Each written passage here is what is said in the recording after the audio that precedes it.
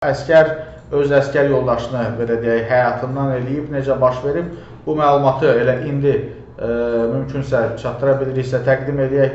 Deməli,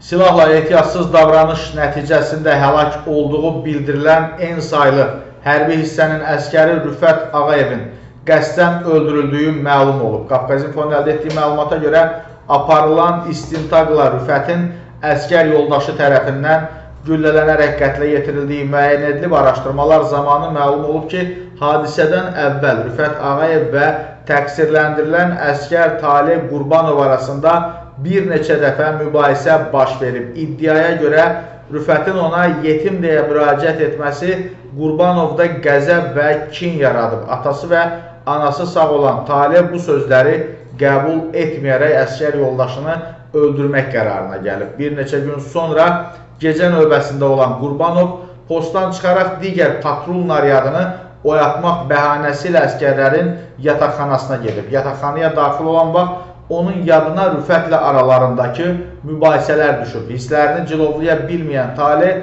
silahlı vəziyyətdə fürsət yaranmasından istifadə edərək yatmış vəziyyətdə olan xidmət yoldaşı Rüfəti güllələyib. Təqsirləndirilən şəxs ilkin ifadəsində hadisənin ehtiyatsızlıq nəticəsində baş verdiyini, Rüfəti öldürmək niyyətində olmadığını deyib. Lakin toplanmış sübutlar, o cümlədən şahid ifadələri qəsdən adam öldürmək kimi qiymətləndirilib. Hökmə əsasən 20 yaşlı Talib əskər yoldaşını xüsusi amansızlıqla qətlə yetirməkdə təqsirli bilinərək 16 il müddətinə azadlıqdan məhrum edilib. O cəzasının ilk 3 ilini ümumi, qalan 13 ilini isə ciddi rejimli cəza çəkmə müəssisəsində çəkəcək. Burada bir vacib məqam var, dəyərli izləyicilər. Burada məsələnin ən belə vacib məqamı nədir?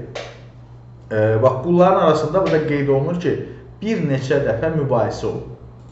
Ya orada zabit heyəti var, gizir heyəti var, rəhbərlik var və s. Yaxşı, bunlar hara baxıblar? Nəyə görə bunu deyirəm? Mənim özümün xidmət elədiyim müddətdə oxşar hadisədən eyni bir məsələ, yəni oxşar vəziyyətdən eyni bir hadisə baş vermişdi. Bu gedir çıxdı təxminən 20 il öncəyə.